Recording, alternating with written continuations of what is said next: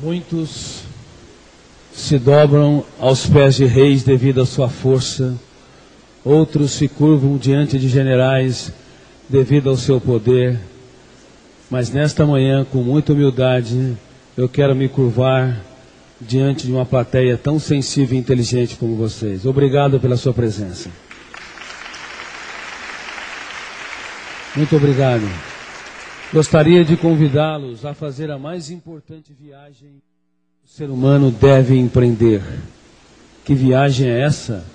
Uma viagem para dentro de si mesmo, para conhecer pelo menos o básico do funcionamento da mente, conhecer alguns fenômenos que nos tecem como seres humanos que pensam e sentem. Caros amigos, nós temos vivido tempos difíceis. A sociedade nos estimula a conhecer cada vez mais o mundo em que estamos, o mundo físico, do pequeno átomo ao imenso espaço. Mas não temos sido estimulados a conhecer quem somos, as nossas emoções, as nossas angústias, como surgem os pensamentos que nos perturbam, as ideias antecipatórias que nos controlam, os nossos medos. O ser humano moderno, ele se move no mundo de fora, mas não sabe se movimentar no mundo de dentro.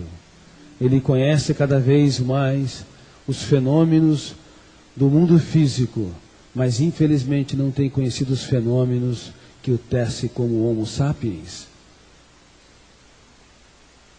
Nessa conferência de qualidade de vida no século XXI, eu gostaria de não apenas vocês na plateia, mas vocês também, espectadores nas suas casas, pudessem abrir o leque da sua inteligência e se encorajassem a conhecerem um pouco das entranhas do seu próprio ser. Nós não temos tido tempo de filosofar sobre a vida. Cada vez mais trabalhamos, temos compromissos, uma série de necessidades. Nos afatigamos em nosso dia a dia, ruminamos as questões do passado e antecipamos os nossos problemas do futuro, mas não temos gastado tempo, não temos gastado a nossa inteligência para compreender o que é a existência, para filosofar sobre o que é o existir. Pensem bem, parece tão comum a vida que pulsa dentro de nós, mas na realidade ela é uma caixa de segredos. Há milhões de livros nas bibliotecas que têm bilhões de informações, mas todo esse conjunto de conhecimento não consegue definir a vida que pulsa em você, a sua existência, a existência das pessoas que vocês amam. O que é ser um ser humano? O que é pisar no palco dessa terra?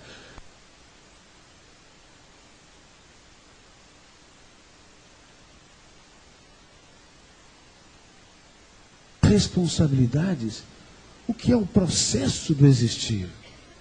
Muitas gerações pisaram nessa terra, crianças correram atrás das borboletas, idosos recordaram os capítulos mais importantes da sua vida, sentado nas varandas das suas casas. Adolescentes tiveram grandes sonhos, adultos projetos, mas eles se foram. E a maioria partiu sem deixar vestígio. Foram para a solidão de um túmulo. E agora é a nossa vez de viver no teatro dessa terra. E que vestígios nós deixaremos? As pessoas do passado, algumas delas deixaram vestígios na arte, na literatura, na escultura, na pintura, ou então semearam as funções mais importantes da inteligência no coração de quem amavam. Pais abraçaram seus filhos, mães tiveram coragem de chorar diante deles e contar as suas experiências mais tristes. Professores elogiaram os seus alunos, ainda que alguns deles o decepcionassem e os consideraram como seres únicos no teatro da vida.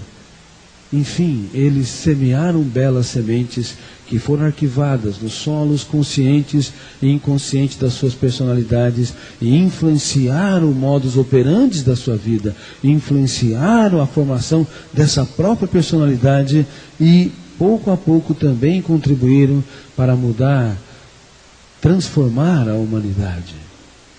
Agora é a nossa vez de vivermos no palco dessa terra. É a nossa geração. E quais as sementes que vocês têm plantado nas pessoas que amam? Ou passarão em branco, como uma gota de orvalho, que por instante aparece e logo se dissipa ao calor do sol? Vocês têm plantado as mais belas sementes no coração de quem ama? Têm falado de si mesmos? Tem elogiado, abraçado, cruzado o seu mundo com o mundo deles? Tem se humanizado? Ou tem reclamado da vida, criticado, apontado erros das pessoas e não as encantado? A grande maioria das pessoas na atualidade vive na superfície. Elas não são profundas, elas não sabem se interiorizar. E não estimulam as pessoas ao seu redor se interiorizar. Para ter qualidade de vida no século XXI, nós temos que primeiramente aprender a fazer essa viagem interior. Conhecer um pouco do que somos, para estimular as pessoas que nós amamos também a conhecer o seu mundo, para que elas possam viver de maneira mais profunda e criar raízes nas suas relações sociais, raízes no seu trabalho, raízes nas suas atividades sociais. Caso contrário, passamos em branco, sem deixar nenhum vestígio. Queridos amigos, nós esperávamos que no século XXI tivéssemos a geração de pessoas que mais rompesse as armaduras da solidão. Pessoas que tivessem coragem de falar de si mesmos. Porque nunca tivemos tão adensados nos elevadores, nas escolas, nas empresas. Estamos tão próximos fisicamente. Mas a psiquiatria e a psicologia têm se espantado, ficado perplexas. Por quê? Porque apesar de estarmos próximos fisicamente, estamos distantes interiormente. Pais e filhos gastam horas e horas falando de política, esporte, assistindo programas de mídia, mas não gastam minutos falando uns com os outros. A grande maioria não conhece a sala de visita do ser um do outro, que dirá, nunca explorou as áreas mais íntimas da personalidade deles. E eu lhes pergunto, você conhece os sonhos das pessoas que vocês convivem? Conhece os dias mais tristes da sua história? Vocês conhecem as lágrimas que nunca foram choradas dos seus pais, das suas mães, dos seus colegas de trabalho que por anos a fio vocês estão próximos? Conhece as dores mais íntimas dos seus alunos?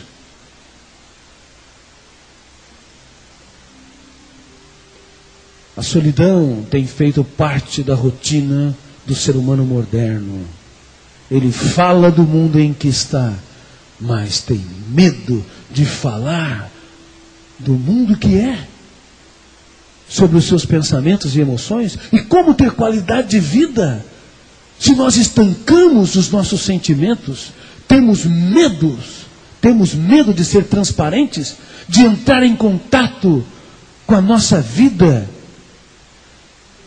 com a nossa história, com as nossas fragilidades, com as nossas angústias. E também ter medo de transmiti-las para as pessoas que estão ao nosso redor. Gravem isso. Se o mundo te abandona, Se as pessoas te rejeitam e te excluem, a solidão ainda é suportável. Mas se você mesmo se abandona, se você não tem um autodiálogo, não consegue conversar com os seus medos, dialogar com as suas angústias, com os seus conflitos, não consegue perguntar para si mesmo por que é uma pessoa impulsiva, ansiosa, tímida, enfim, se você mesmo se abandona, a solidão é quase insuportável. E é impressionante como nas sociedades modernas nós temos assistido uma massa de pessoas que se auto-abandonaram, que não tem coragem e nem habilidade para ter contato com a sua própria realidade. Alguns defendem as suas verdades como se fossem absolutas. Tem medo de reconhecer seus erros. E uma pessoa é tanto mais madura, não quanto mais ela acerta e quanto mais se considera perfeita, mas quanto mais ela reconhece as suas falhas e as suas fragilidades. Quanto mais ela reconhece as suas limitações. Quanto mais ela rompe o cárcere da solidão e tem contato consigo mesmo e contato mais íntimo com as pessoas que o rodeiam. Não é possível ter qualidade de vida sem romper as algemas que nos ilham, que nos isolam. Esse é um dos paradoxos da sociedade moderna. Um outro paradoxo importante é que nunca tivemos tanto conhecimento, nunca se expandiu tanto a quantidade de informação na sociedade moderna. As escolas se multiplicaram, o conhecimento se multiplicou, mas nunca tivemos uma produção tão grande de repetidores de ideias e não pensadores. As pessoas não sabem libertar a sua criatividade, não sabem se colocar diante dos seus problemas de maneira nova, não sabem encarar os seus desafios, as suas perdas, as suas frustrações como uma possibilidade preciosa para crescer. Elas sabem lidar com o sucesso, mas não sabem lidar com os fracassos. E ninguém é digno do pódio se não usar os seus fracassos para conquistá-lo. E ninguém é digno da sabedoria se não usar as suas lágrimas para nutri-la. Vocês têm feito isso? O que vocês fazem com as suas dores, com as suas derrotas, quando alguém os ofende? Rebatem? Reagem agressivamente? Ou se autopunem? Se vocês conviverem com milhares de animais que não da nossa espécie, talvez nunca terão frustrações. Mas se viver com um ser humano, por melhor que seja a relação, seja seu filho, sua esposa, seu marido, haverá frustrações, haverá decepções. E a sabedoria de um ser humano é fazer dessas frustrações uma experiência para nutrir a sabedoria, para expandir a tolerância e a solidariedade, e não para agredir, reagir excluindo, punindo as pessoas. Bom, precisamos de ser pensadores. E um pensador não é apenas aquele que fez uma universidade e defendeu tese de mestrado e doutorado. Um pensador é aquele que se coloca como um pequeno aluno na grande escola da existência. É aquele que está apto para aprender sempre.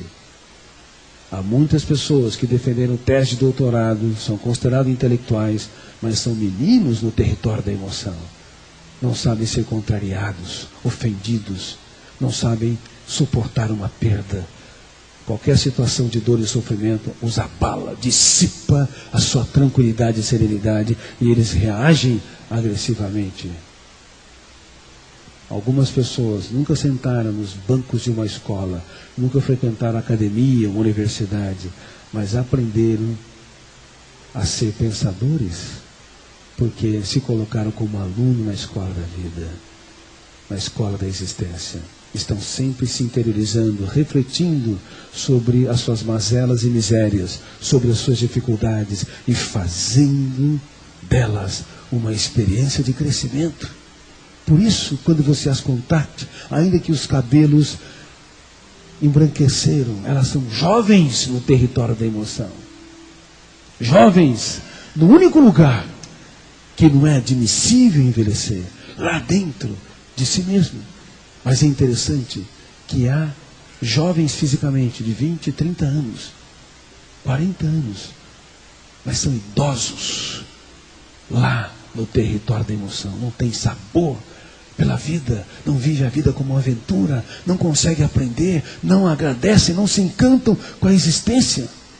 E há outras pessoas com 70, 80 anos, elas simplesmente são encantadoras, sorriem, conseguem encarar suas dificuldades, os seus problemas, não como um monstro que as aterroriza, mas como um trampolim para que elas possam ter as mais belas visões, para que elas possam transpor os vales e as montanhas da existência.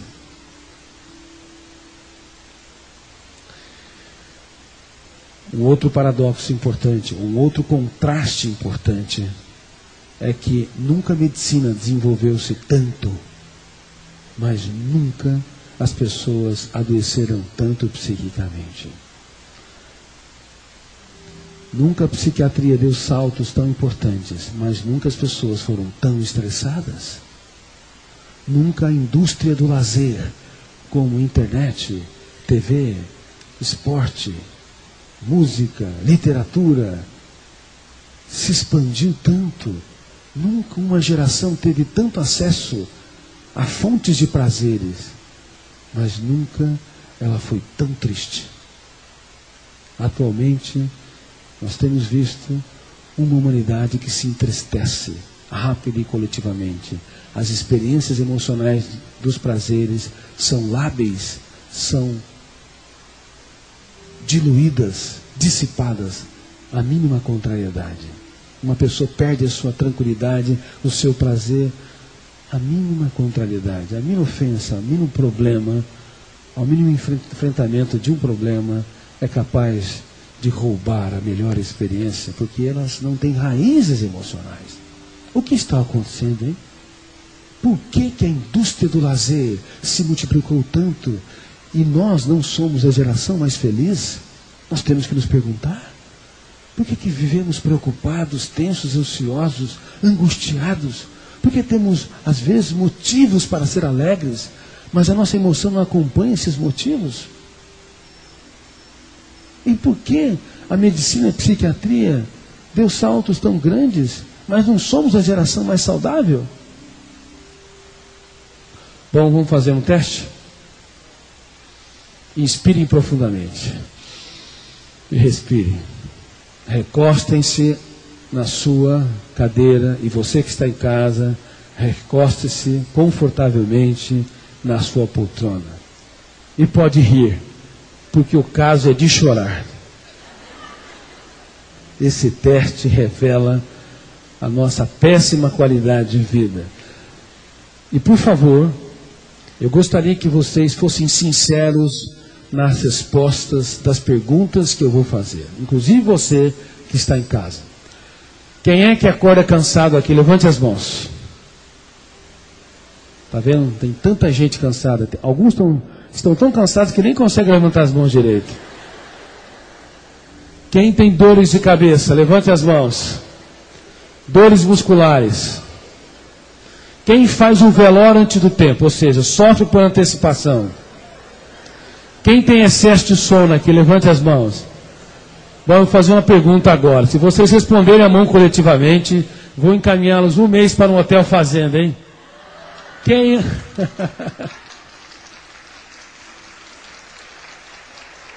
Muito bem. Quem anda esquecido aqui? Levante as mãos. Sabe por que a nossa memória está frequentemente péssima? Porque o nosso cérebro tem mais juízo que a gente. O nosso eu representa a nossa capacidade de escolha, nossa capacidade de decisão. Mas esse eu não é um bom administrador do teatro da nossa mente. Imagine que a nossa mente é como um grande teatro. Existe uma plateia, existem os atores. Onde o eu deveria atuar? Onde o eu deveria participar? Da plateia ou do palco? Do palco. Dirigindo a peça da nossa vida, dirigindo os pensamentos, as emoções, as ideias, as imagens mentais. Mas eu lhes pergunto, normalmente o eu é um bom diretor do palco da nossa mente? Quantas vezes nós fazemos o velório antes do tempo, ou seja, sofremos por antecipação? O eu não quer sofrer, o eu não quer se perturbar por problemas do amanhã, mas nos perturbamos. Quantas vezes não queremos ter emoções angustiadas? Quantas vezes não queremos sofrer por pequenos problemas? Gostaríamos de proteger a nossa psique, a nossa alma, mas nosso eu, ele é frágil, ele não é um bom gestor desse teatro. Frequentemente ele está na plateia, assistindo os nossos medos, as nossas angústias, o nosso humor triste, as ideias perturbadoras, como um mero espectador. Bom, como esse eu, que representa a nossa capacidade de escolha, nossa capacidade de decisão, não é um bom líder do teatro da mente, nós pensamos muito, gastamos muita energia do córtex cerebral. A consequência é que nós acordamos pela manhã fatigados, cansados, sem ter feito grandes exercícios físicos. Os melhores profissionais da atualidade estão desenvolvendo essa fadiga excessiva. Juízes de direitos, médicos, executivos, grandes líderes de fora, de um fórum, da medicina, de empresas, de escolas, mas não são grandes líderes de dentro do palco da sua mente. Eles pensam demais, se preocupam demais, sofrem demais por essas ideias, pelo ativismo, pelo trabalho intelectual excessivo. Então tem um desgaste pela manhã intenso. Acordam cansados e não sabem por que estão cansados. Porque não fizeram exercícios físicos plausíveis que justifiquem essa fadiga. E muitos de vocês estão nessa situação. Bom, como o nosso eu não consegue administrar os pensamentos, fazer com que a nossa mente seja um palco de alegria, de tranquilidade, o nosso cérebro entra em cena, bloqueando a memória.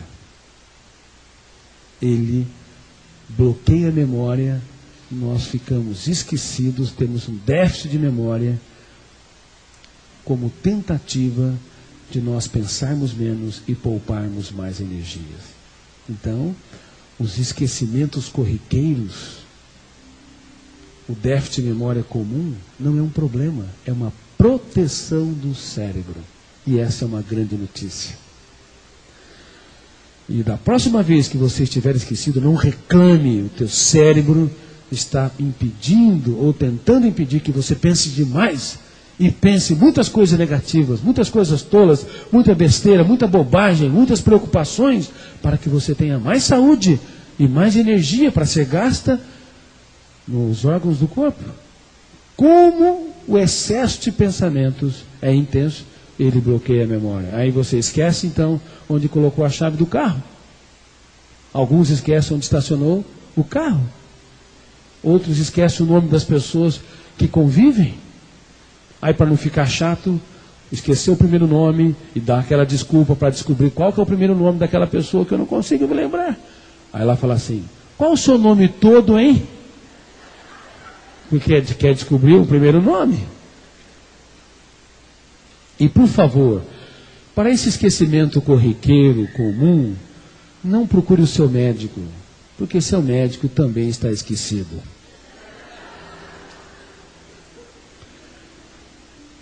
Sabe por que nós temos desenvolvido esse déficit de memória? Esses sintomas psicossomáticos como dores de cabeça, dores musculares, gastrite, vertigem, nó na garganta, enfim, que são sintomas que aparece no corpo devido a uma ansiedade não resolvida no cérebro. Essa ansiedade não resolvida é transmitida para os órgãos de choque. Por isso nós chamamos psicossoma. Soma é corpo, psicossomáticos. Esses sintomas psicossomáticos representam um grito de alerta para que possamos mudar o nosso estilo de vida. Se você está com dor de cabeça, se você está com dores musculares, se você tem gastrite, nó na garganta, são milhões de células gritando para que você pare com esse ativismo, pare com essa preocupação paranoica, intensa, pare de se angustiar por pequenas coisas, mude o seu estilo de vida, tenha prazer de viver, invista naquilo que você ama, invista naquilo que te traz relaxamento. Mas eu vou lhes dizer uma coisa, raramente eu encontrei alguém que cuida da sua qualidade de vida, que ouve a voz do seu corpo. Você tem ouvido? Você ouve o grito dos seus sintomas psicossomáticos? Quantos de nós vivemos num ativismo sem fim? Somos ótimos para as sociedades, mas péssimos para nós mesmos. Somos ótimos para o trabalho, mas somos carrascos, algozes da nossa vida. Vivemos atolados de preocupações e tensões, mas não procuramos relaxar, ver os problemas de maneira mais tranquila, resolver os problemas de amanhã, e não se atormentar no dia de hoje, e nem mesmo se perturbar com os problemas do passado, não ruminar o passado e estrangular a nossa tranquilidade. Eu vi muitos médicos se destruindo, muitos advogados também imprimindo um nível de estresse intenso porque não sabem cuidar da sua qualidade de vida. Muitos líderes religiosos que aparentemente são tão bons para a sociedade, tão bons para as pessoas que eles cuidam, mas na verdade eles não sabem cuidar da sua qualidade de vida, não sabem se interiorizar, relaxar, não sabem investir nos seus sonhos, só sabem resolver problemas. E você? Sabe? Você consegue alimentar a sua emoção com prazer e todos os dias pela manhã agradecer a vida como espetáculo único? Você consegue enfrentar os seus pensamentos perturbadores, as suas ideias negativas, e criticá-las e reciclá-las, e fazer uma faxina no palco da sua mente, para que ela seja um oásis de prazer e não um deserto? Inclusive, muitos psicólogos e psiquiatras, que são ótimos profissionais quando cuidam dos outros, são péssimos para cuidar da sua própria vida, porque também são seres humanos, têm excesso de preocupações, de trabalhos, e muitas vezes não investem nos seus sonhos, não administram os seus pensamentos, as suas emoções tensas, não mudam o seu estilo de vida, não sabem viver suavemente, generosamente consigo mesmo. Vocês são generosos com o seu próprio ser? Vocês são gentis com vocês mesmos? Você, telespectador, tem um romance consigo mesmo? Tem um caso de amor consigo mesmo? Eu já fui um dos maiores ateus que já pisou nessa terra. Talvez muito mais do que os grandes ateus como Nietzsche, Marx, Freud e assim por diante. Porque eu pesquiso como psiquiatra e como cientista da psicologia, a última fronteira da ciência, o mundo onde nascem os pensamentos. Como o Homo sapiens lê em milésimos de segundo a sua memória e constrói as cadeias de pensamentos. Como transformamos a energia emocional e como nós estruturamos o eu, organizamos a nossa consciência existencial. Essa área é muito complexa. Para mim, Deus era fruto do mundo das ideias, a área que eu estudo. Fruto da confecção espetacular da construção de pensamentos. Até que depois de desenvolver a teoria da inteligência multifocal, que é uma teoria que estuda todos esses fenômenos, eu fui estudar os grandes pensadores. Por que eles brilharam na sua inteligência? Por que eles se destacaram da média, como Hegel, Kant, Marx, Einstein e assim por diante? E fui até Jesus Cristo, nas suas 4 biografias, ou 4 evangelhos, e estudei essas biografias em várias versões, como um crítico da psicologia. Queria saber se ele era real ou se ele era imaginário. Queria saber se ele era fruto ou não daquele grupo de galileus jovens. E queria saber se a sua personalidade fosse real, se ela era inteligente, lúcida, como ele protegia sua emoção nos focos de atenção, se ele era um líder do teatro da sua mente, ou ele era frágil diante do teatro da sua mente, se ele era espectador passivo dos seus medos e ansiedades, ou era autor da sua própria história, se ele tinha um estilo de vida saudável, ou não. Eu fiquei surpreso. Eu fiquei profundamente perplexo. E eu descobri que ele não cabe no imaginário humano. É impossível um autor inventar, imaginar um personagem como ele foi. Certa vez ele disse: se você quiser amar o próximo, amar quem está perto de você, você tem que ter um caso de amor consigo mesmo. Amai o próximo como a ti mesmo. As pessoas não interpretam do ponto de vista psicológico essa pequena frase.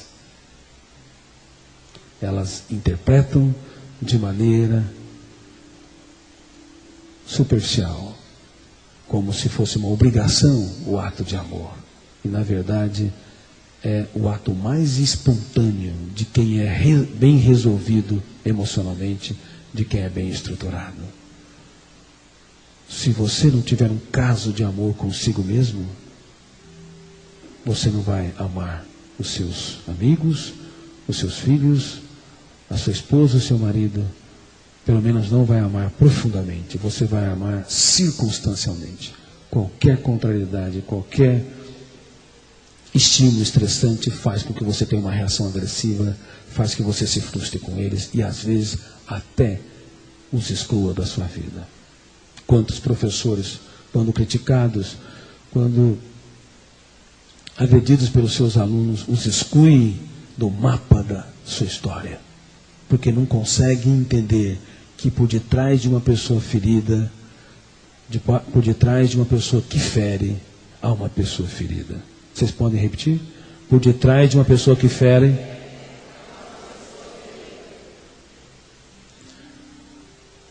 porque eles não têm um caso de amor profundo consigo mesmo, não conseguem ter um caso de amor com o seu aluno que o frustrou, não conseguem entender que por detrás daquele aluno que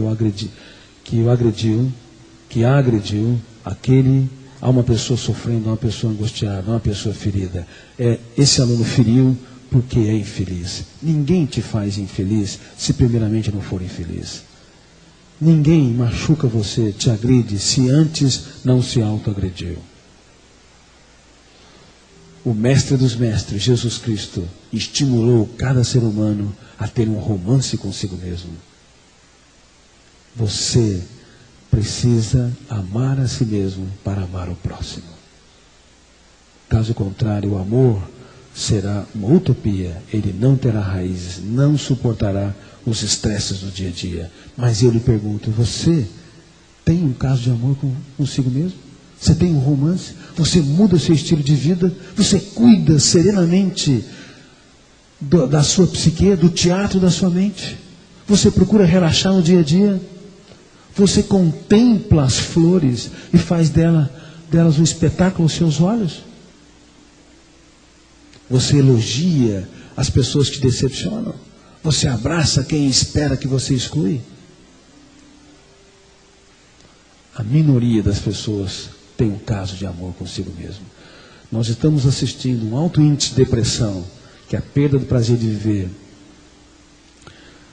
alteração do apetite, falta de sentido de vida, alteração do sono, fadiga excessiva, ideias de conteúdo negativo, isolamento e às vezes até ideias de desistir da vida. Enfim, uma série de sintomas depressivos permeando milhões de pessoas na humanidade. Crianças que raramente tinham depressão, essa fase da infância que raramente era atingida pela depressão, está sendo atingida frontalmente.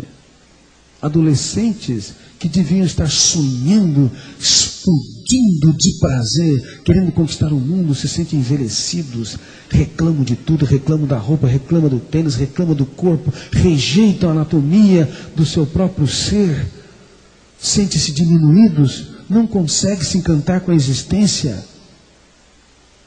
Perderam a galinha de ovos de ouro do prazer, porque não aprenderam a ter um romance desde a mais tenra infância consigo mesmo.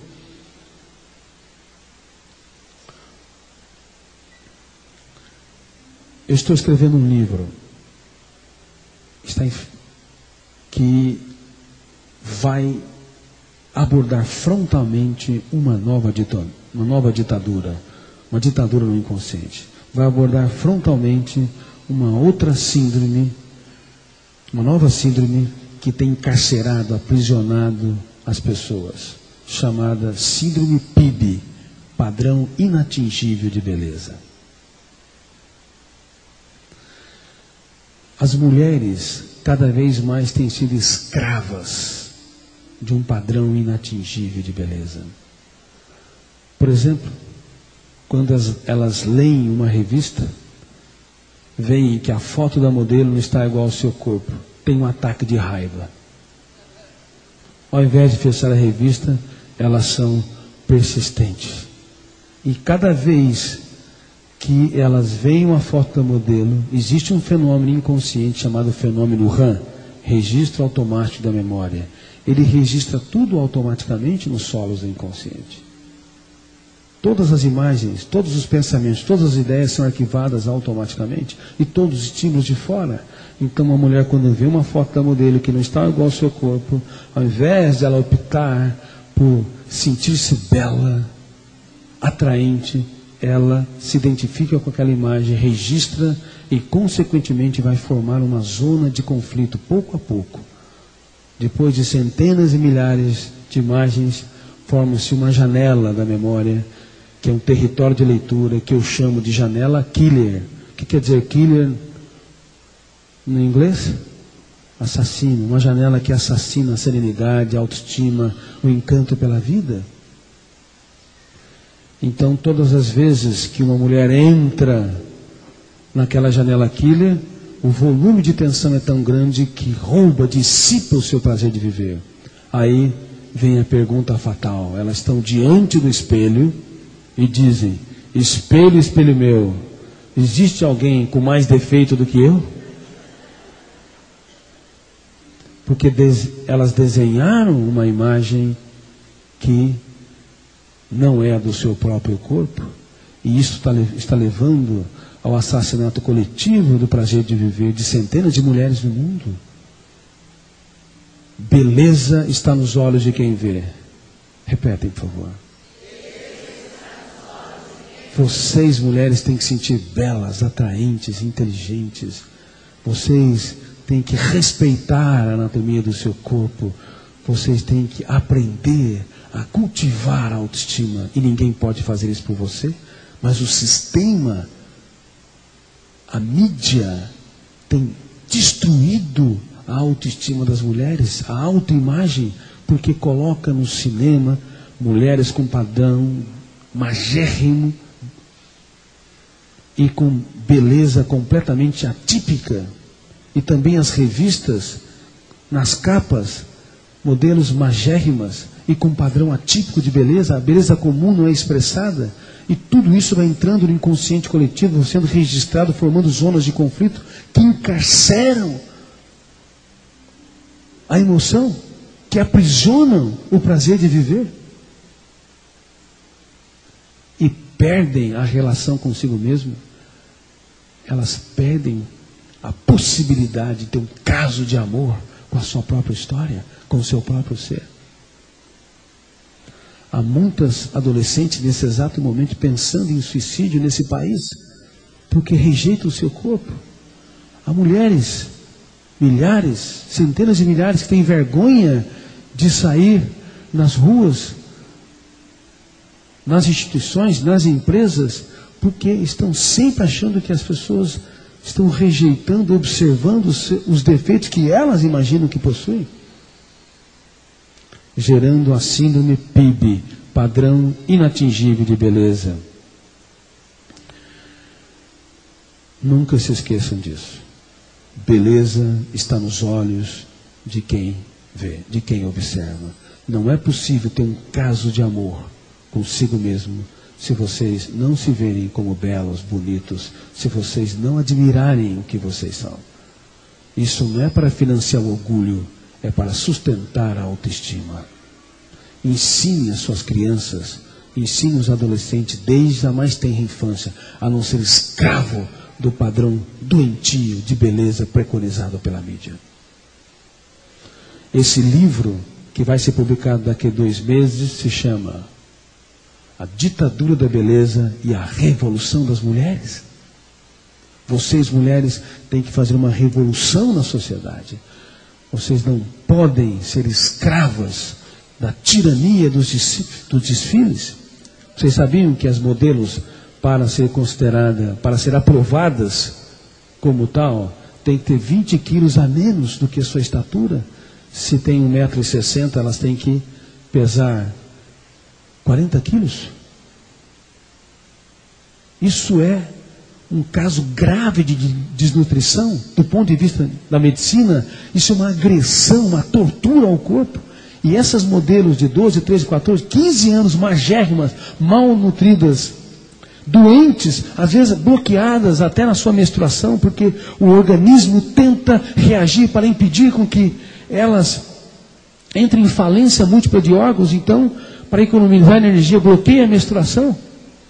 Essas mulheres que estão nas capas das revistas, nos programas de TV, na mídia de um modo geral, estão ditando o padrão de beleza, de autoaceitação e autoestima no mundo.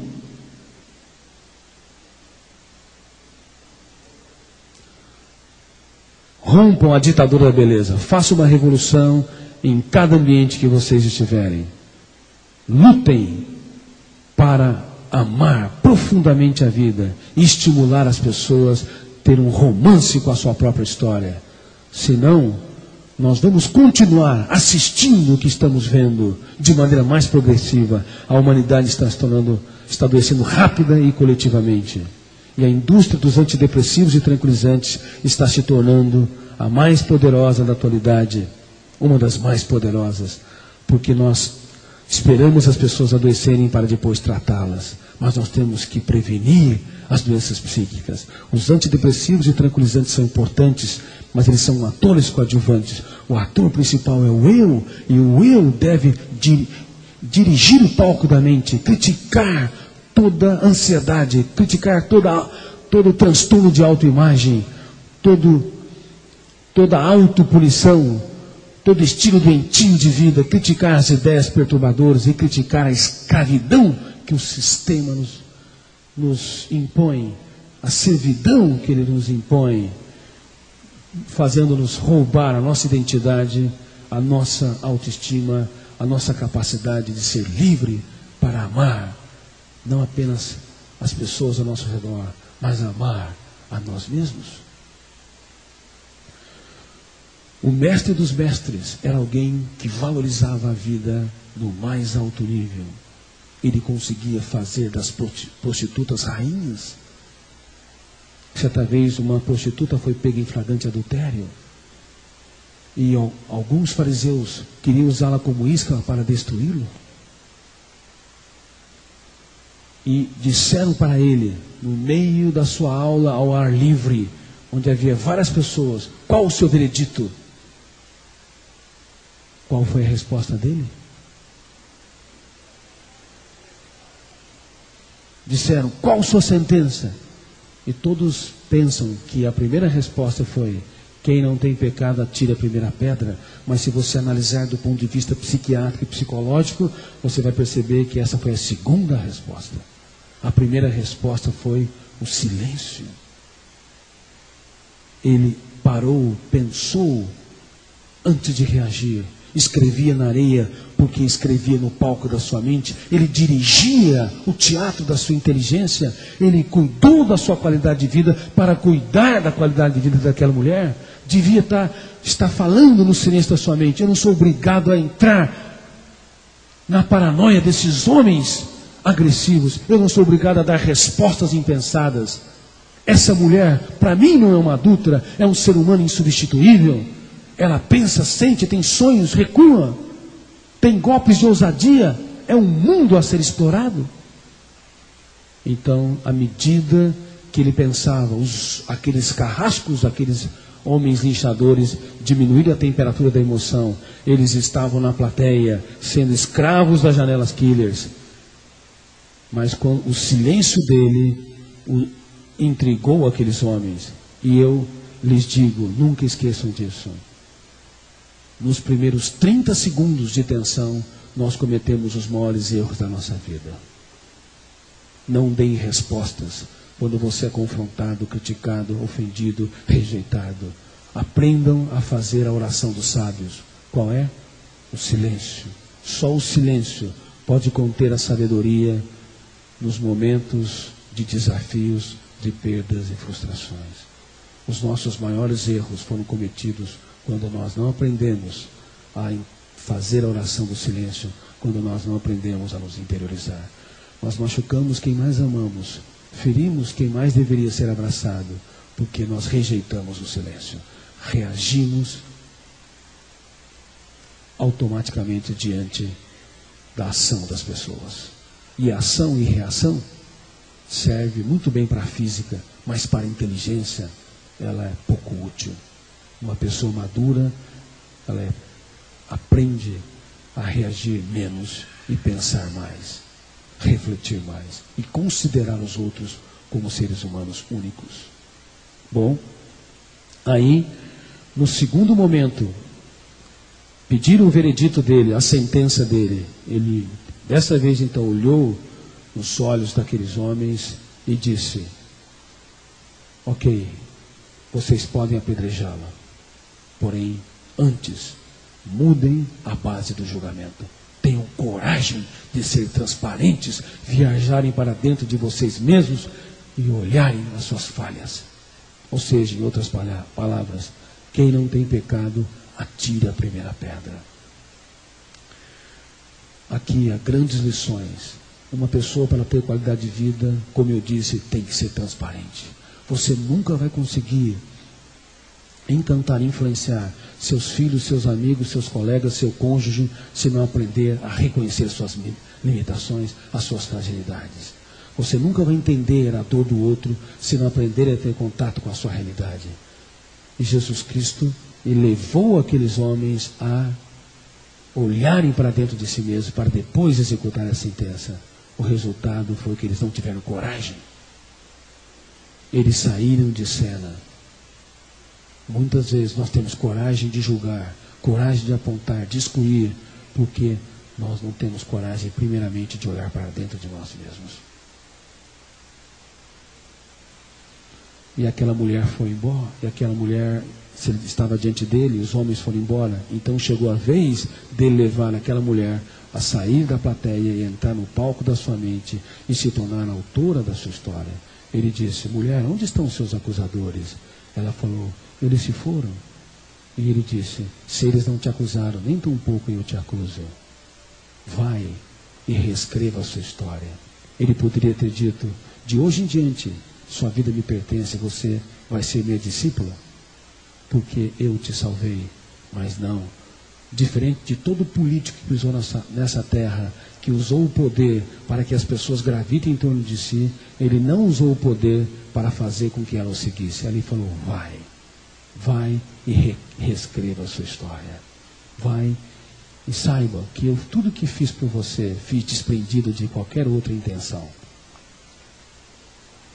Aí aquela mulher se interiorizou, ficou profundamente abalada com a sua serenidade e sensibilidade e resolveu nunca mais ir. Ela aprendeu a única fonte da verdadeira liberdade, da capacidade de escolha. Ela aprendeu a arte de amar, a fonte que sustenta a qualidade de vida. Ela amou o homem de Nazaré e ela o seguiu para sempre, até mesmo quando estava aos pés da sua cruz. Provavelmente essa mulher era Maria Madalena.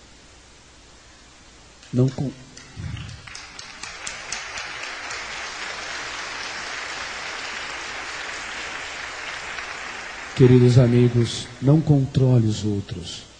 Não use o seu poder para pressionar, chantagear as pessoas, nem os seus filhos. Aprenda a se plantar de maneira inteligente dentro deles. Quando o mestre dos mestres elogiou aquela mulher, chamando-a de mulher, ele quis dizer: para mim você não é uma adúltera. Eu não quero saber com quantos homens você dormiu, quais foram os seus erros. Para mim você é uma mulher, é um ser humano único. Por isso eu quero dizer que você é insubstituível e te dou liberdade para você esquecer, te dou liberdade para você ir.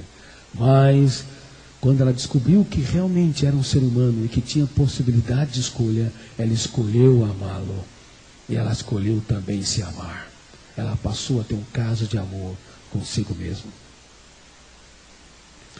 Bom, esses então são fenômenos fundamentais para que possamos ter qualidade de vida. Vamos ordenar as ideias. Número 1, uma pessoa para ter qualidade de vida tem que aprender a romper a solidão. Tem que aprender a falar de si mesmo. Tem que perder o medo das suas lágrimas. Tem que contar os dias mais tristes da sua vida para os seus filhos, para o seu cônjuge.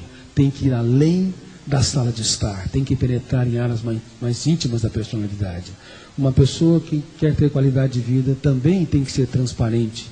Tem que aprender a reconhecer que ela não é um gigante, que ela não é perfeita, que ela tem erros, falhas e fragilidades. E a sabedoria de um homem está em usá-las como alicerce de crescimento. Porque ninguém é digno da sabedoria se não usar suas lágrimas para nutri-la. E ninguém é digno das suas conquistas se não usar suas derrotas para alcançá-la.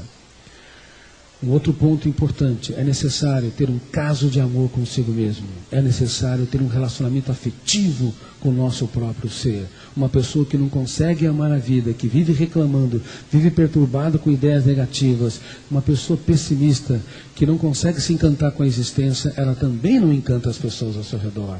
Ela não tem um romance com a sua vida e nenhum romance com a sua família, com os seus colegas de trabalho. Ela tem possibilidade de ser vítima de uma série de transtornos psíquicos, como depressão. Eu citei uma série de sintomas da depressão e destaco a falta de sentido de vida e o desprazer de viver. Ela também tem chance de ser uma pessoa estressada, viver uma vida tão ansiosa que transmite essa ansiedade não resolvida para o córtex cerebral e, consequentemente, gera uma série de sintomas psíquicos e psicossomáticos. Eu gostaria de falar sobre uma outra síndrome com vocês, chamada síndrome SPA, que tem sido uma das síndromes mais importantes da atualidade, que tem deteriorado a qualidade de vida de todas as pessoas, de todos os níveis culturais, ricos e pessoas não abastadas, celebridades e anônimos, psiquiatras e pacientes, reis e súditos. Síndrome SPA, síndrome do pensamento acelerado.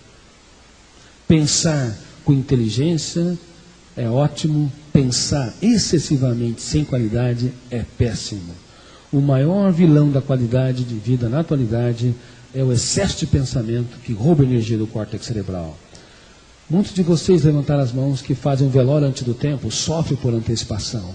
Mais de 90% das preocupações que nós temos relativo ao amanhã, ao futuro, não se materializarão, sofremos de maneira inútil. E os 10% das preocupações que acontecerão de maneira distinta do que nós imaginamos. Devemos pensar no futuro apenas para nos preparar para enfrentar dificuldades, mas jamais deveríamos sofrer pelo futuro. Uma pessoa que sofre pelo amanhã não consegue expandir sua capacidade de sentir prazer no seu dia a dia.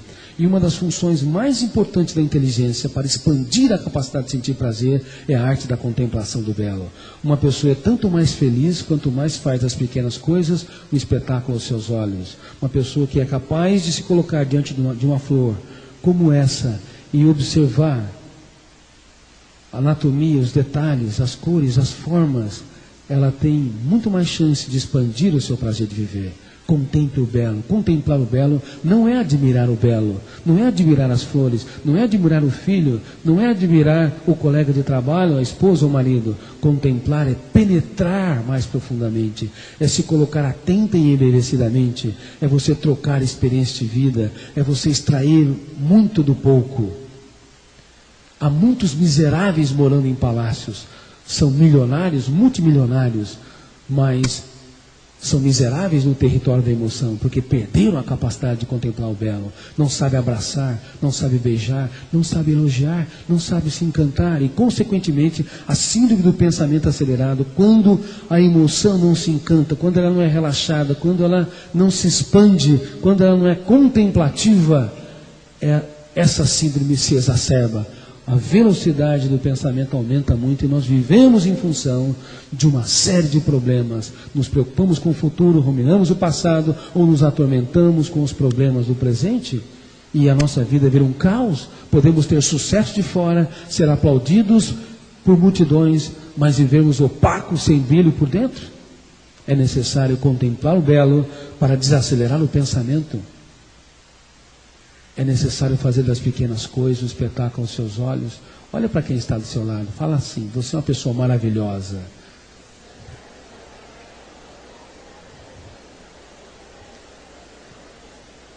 Elogie-se.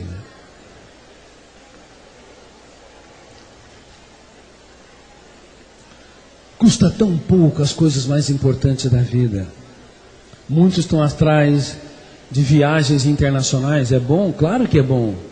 Muitos estão atrás de construir mansões, palácios. Muitos estão atrás de fama, de estar sob os holofotes da mídia.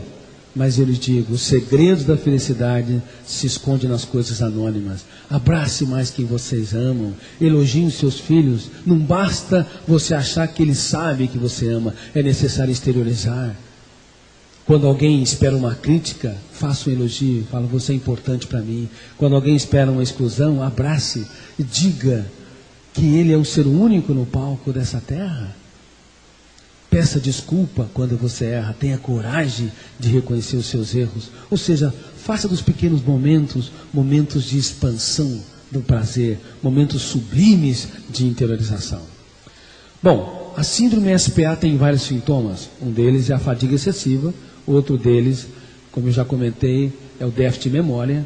O cérebro bloqueia a memória para que possamos pensar menos. O outro é a falta de concentração. Uma pessoa que vive pensando não consegue se concentrar, porque a velocidade dos cenários da mente, das imagens mentais, das ideias são tão grandes que ele não consegue captar as informações e registrá-las. Alguns têm péssimo rendimento nas escolas, seja no ensino fundamental, no ensino médio, ou então nas universidades, porque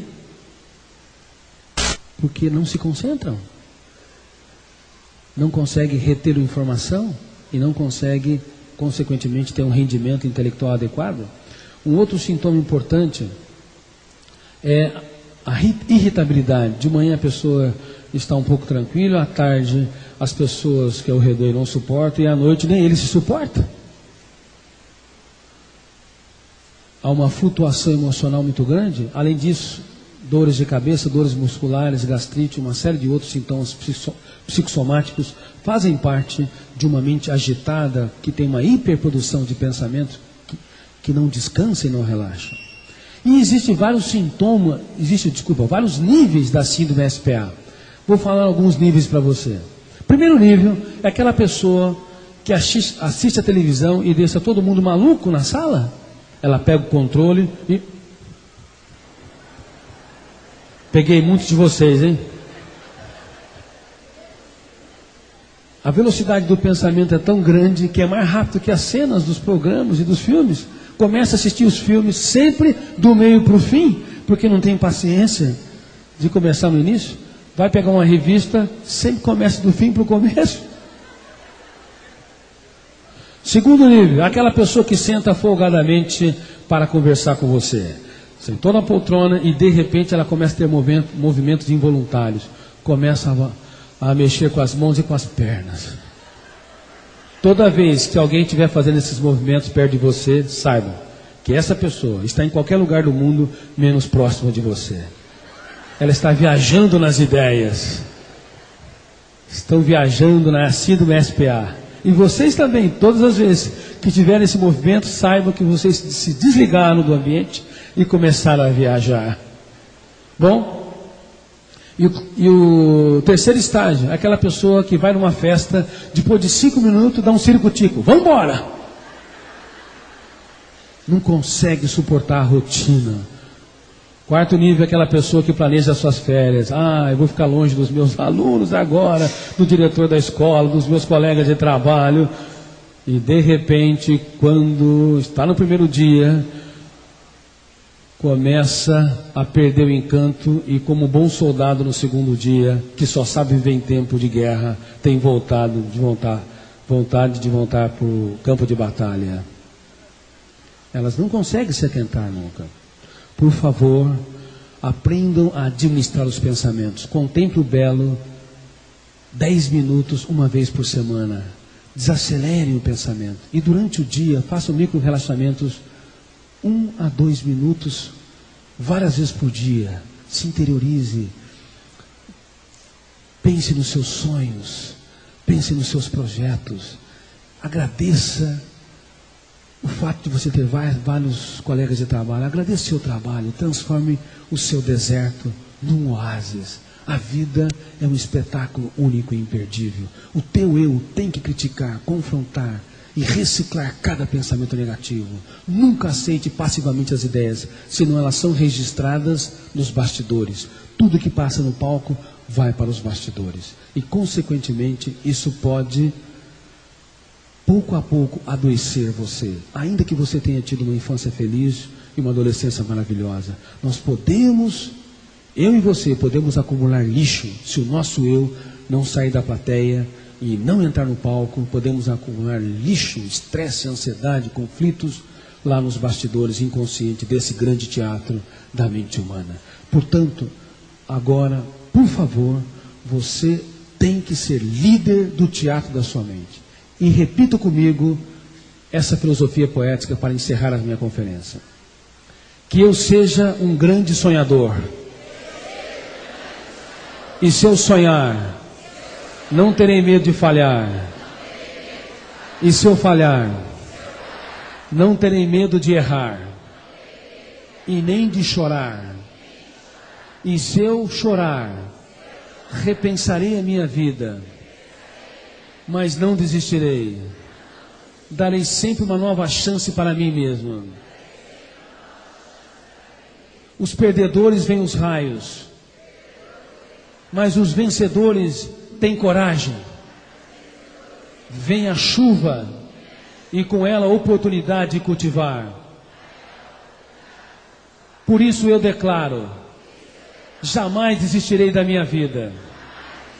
Jamais desistirei das pessoas que eu amo. Lutarei pelos meus sonhos, pois a vida é um espetáculo único e imperdível. E eu, apesar dos meus defeitos, não sou mais um número na multidão. Sou um ser humano especial, uma estrela no palco da vida. Tenha um caso de amor com a sua vida. Levante-se, abrace quem está do seu lado e fale: você é especial. Tenha um caso de amor com a sua vida.